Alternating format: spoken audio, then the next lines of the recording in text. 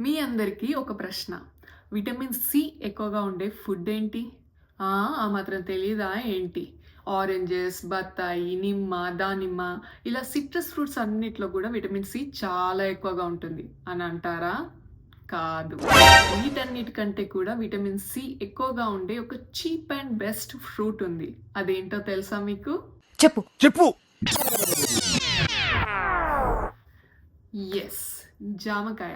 జామకాయలో citrus fruits అన్నిట్లో కంటే కూడా వీటిలో సి విటమిన్ అనేది చాలా ఎక్కువగా ఉంటుంది. వాట్? మన ఇండియాలో ఎక్కువగా ఉండేది పేద, మధ్యతరగతి ప్రజలే కదండీ!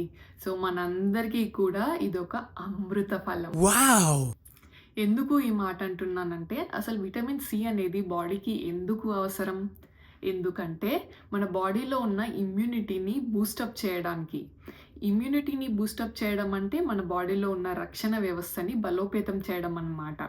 అంటే మన బాడీలో గనుక మన ఇమ్యూనిటీ, మన రక్షణ వ్యవస్థ ఎప్పుడైతే స్ట్రాంగ్‌గా ఉంటుందో, అప్పుడు జలుబు, దగ్గు, ఇంకా ఫ్లూ ఇలా చాలా రకాలైనటువంటి ప్రాబ్లమ్స్ మన దరికి రాకుండా ఉంటాయి. మీకు ఐరన్ చాలా తక్కువగా ఉందా? మీ బాడీలో ఐరన్ ఉత్పత్తిని పెంచుకునేందుకు కూడా విటమిన్ సి అనేది చాలా బాగా హెల్ప్ చేస్తుంది. అవునండి. విటమిన్ సి కనుక మీ బాడీలో ప్రాపర్‌గా ఉన్నట్లయితే మీ బాడీ ఐరన్‌ని బాగా అబ్జర్వ్ చేసుకుంటుంది. అంతేకాదండి, విటమిన్ సి అనేది ఒక మంచి యాంటీ ఆక్సిడెంట్‌గా కూడా పనిచేస్తుంది.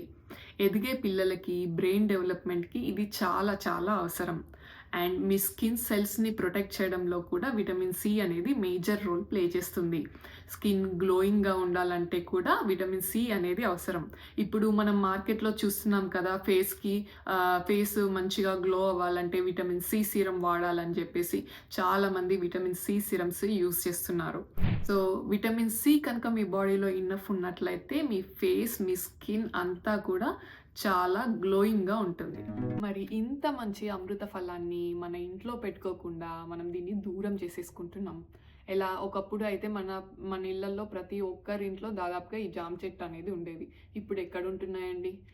ఇళ్ళలో చెట్లకే స్థలాలు ఉండట్లేదు. ఉన్న కొద్దిపాటి స్థలంలో ఏ పూల కుండీలో అవో ఇవో చిన్న చిన్న చెట్లవి పెట్టుకుంటున్నారు తప్పితే ఇలా జామకాయ చెట్టు ఎంతమంది పెట్టుకుంటున్నారు? అండ్ చాలామంది ఈ మధ్య అపార్ట్మెంట్లలోనే ఉంటున్నారు. అంటే అలా అయిపోయింది. అర్బనైజేషన్ ఎక్కువైపోయి స్థలాలు లేక అపార్ట్మెంట్ లైఫ్ సెక్యూర్‌గా ఉంటుందని చాలామంది అపార్ట్మెంట్స్ ప్రిఫర్ చేస్తున్నారు. అలాంటప్పుడు అపార్ట్మెంట్లలో ప్లేస్ ఎక్కడ ఉంటుంది ఇలా చెట్లు పెట్టుకోవడానికి?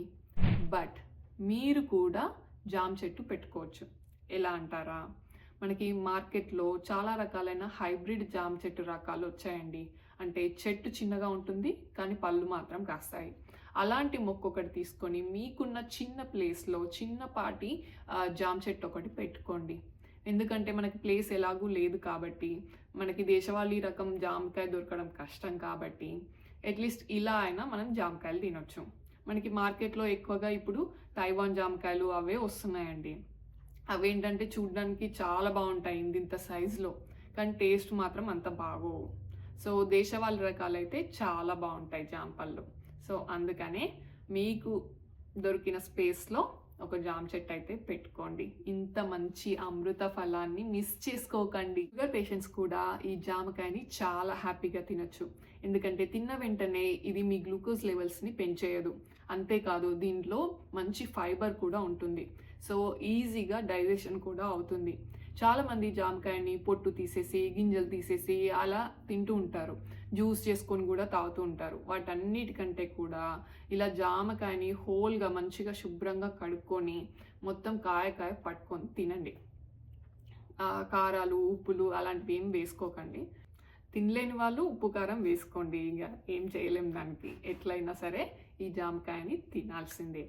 అసలు అమెరికాలో జామకాయ దొరకడం ఎంత కష్టం తెలుసా? దొరికినా అప్పుడప్పుడు తైవాన్ జామకాయలే దొరుకుతాయి. అలాంటిది ఇలా నాకొక దేశవాళీ జామ పండు దొరకగానే ఎగిరి గంతేసాను నేను. నాకు జామకాయలంటే చాలా చాలా ఇష్టం. నేనిప్పుడు ఈ జామకాయని ఎంజాయ్ చేయబోతున్నాను. Bye bye. See you all in my next video.